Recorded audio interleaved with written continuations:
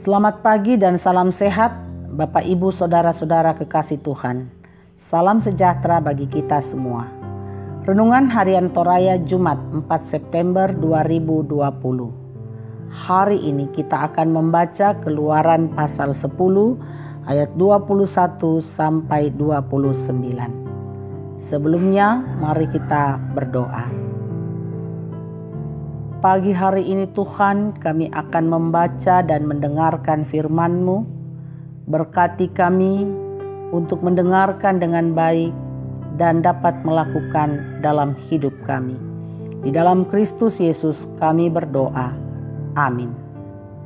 Keluaran pasal 10 ayat 21 sampai 29. Berfirmanlah Tuhan kepada Musa, ulurkanlah tanganmu ke langit, supaya datang gelap meliputi tanah Mesir, sehingga orang dapat meraba gelap itu.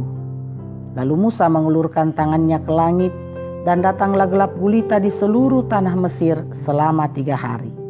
Tidak ada orang yang dapat melihat temannya, juga tidak ada orang yang dapat bangun dari tempatnya selama 3 hari. Tetapi pada semua orang Israel ada terang di tempat kediamannya. Lalu Firaun memanggil Musa serta berkata, "Pergilah, beribadahlah kepada Tuhan. Hanya kambing dombamu dan lembu sapimu harus ditinggalkan. Juga anak-anakmu boleh turut beserta kamu." Tetapi Musa berkata, "Bahkan korban sembelihan dan korban bakaran harus engkau berikan kepada kami, supaya kami menyediakannya untuk Tuhan Allah kami.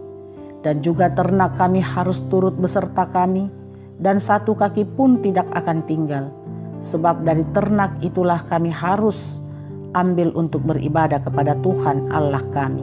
Dan kami tidak tahu dengan apa kami harus beribadah kepada Tuhan sebelum kami sampai di sana."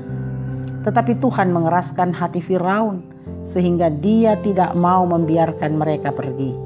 Lalu Firaun berkata kepadanya, "Pergilah daripadaku, awaslah engkau, jangan lihat mukaku lagi, sebab pada waktu engkau melihat mukaku, engkau akan mati."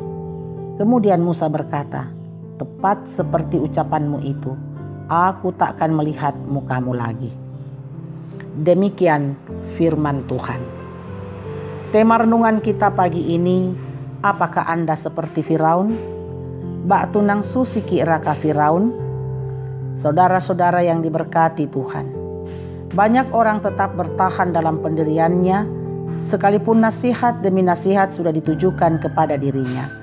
Entah karena pertimbangan apa, sehingga tidak sedikit orang yang rela bertahan dalam kekerasan hatinya daripada menerima nasihat dari orang lain. Tulah berikut yang datang melikupi tanah Mesir adalah tulah ke-9, yaitu kegelapan meliputi tanah Mesir. Pada awalnya, Firaun sudah menyerah atas tindakan Tuhan dengan memanggil Musa untuk beribadah kepada Tuhan. Tetapi dia merasa keberatan jika korban sembelihan dan korban bakaran diambil daripadanya. Akibatnya, respon Firaun terhadap tulah tersebut masih tetap mengeraskan hatinya. Bahkan justru marah terhadap Musa, sehingga tetap tidak mengizinkan bangsa Israel pergi, walaupun sudah terlihat kuasa Tuhan bahwa ketika kegelapan datang melanda Mesir, wilayah kediaman orang Israel justru tetap terang. Saudara-saudara kekasih Tuhan, jika kita merenungkan sikap Firaun, apa yang harus dan muncul dalam benak kita? Marah? Atau kita setuju dengan sikap Firaun yang berani melawan Allah melalui Musa? Ataukah pribadi kita justru mewakili Firaun dalam kehidupan kita? Kita pun kadang-kadang demikian, ingin setengah berserah saja. Namun di sisi lain kita selalu berdoa agar Tuhan menjawab dan memenuhi segala permintaan kita. Sikap seperti ini tergambar dalam diri Firaun yang berserah saat badai datang, namun tetap berkeras hati saat Musa meminta sesuatu untuk dipersembahkan pada Tuhan. Karena itu, janganlah seperti Firaun. Tetapi marilah kita mengubah hati dan bercermin pada kebenaran, lalu mengakui dosa dan bertobat.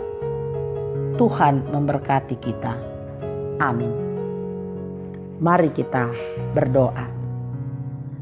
Kami bersyukur kepadamu hari ini ya Allah, untuk semua berkat-Mu dalam kehidupan kami, untuk kekuatan kesehatan yang boleh kami alami.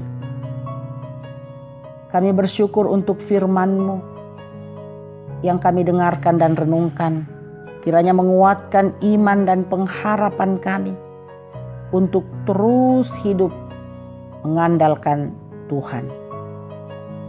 Kami bersyukur bersama dengan semua jemaat-Mu di Jemaat Ramah.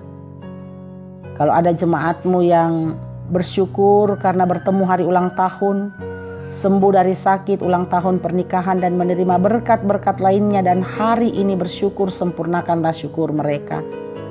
Kami mohon berkat-Mu bagi jemaat-Mu yang bergumul karena sakit, dirawat di rumah sakit, Ibu Yakolina Suito, Ibu Damaris Siri, dan juga yang dirawat di rumah dan pemulihan di rumah, Bapak TR Andi Lolo Osi Rupangi, Misal Osi Panggalo, Bapak Yohanes Sipi, Ibu CH Dengen, Ibu Peter Tena, Ibu Dorce Tumembo, Nenek Boko, Bapak Yunus Mudin, Bapak Yusuf Rante, Bapak Simon Songgo, Ibu Baharudin Dendang, Bapak Oni Lakbul Awal, Ibu Martina Likubaso, Oma Keti, Ibu Margareta Kobong, Bapak Karel Paranoan, Ibu Ludia Kandola, Ibu Matilda Timisela, Bapak Yusuf Dengen, Naftali Minna, Ibu Yohana Bura, Bapak Sugeng Prihatno, Ibu Marta Bangalino, dan semua yang sakit yang kami tidak sebutkan.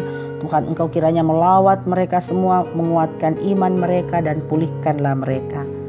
Yang berduka cita Tuhan, hiburkanlah mereka. Yang bergumul oleh berbagai persoalan kehidupan, lawatlah mereka dan topanglah mereka. Bapa Sorgawi, ke dalam tangan-Mu kami menyerahkan seluruh kehidupan jemaat-Mu hari ini. Dalam pekerjaan mereka, dalam rumah tangga mereka, studi anak kami, semua aktivitas kehidupan jemaat-Mu. Tuhan, Engkau berkati, karuniakanlah damai sejahtera-Mu, lindungi dan jaga jemaat-Mu. Berkati proses pembangunan ruang serbaguna dan ruang kelas sekolah minggu. Kiranya boleh berjalan dengan baik.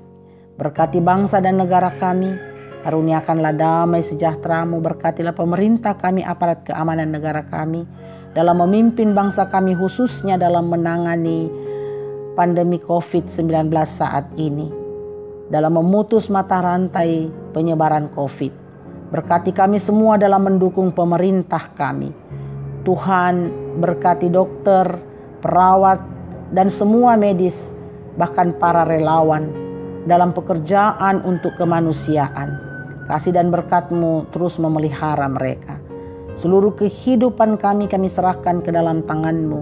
Roh Kudus berkati kami. Ampuni dosa kami, di dalam Yesus Kristus kami berdoa. Amin.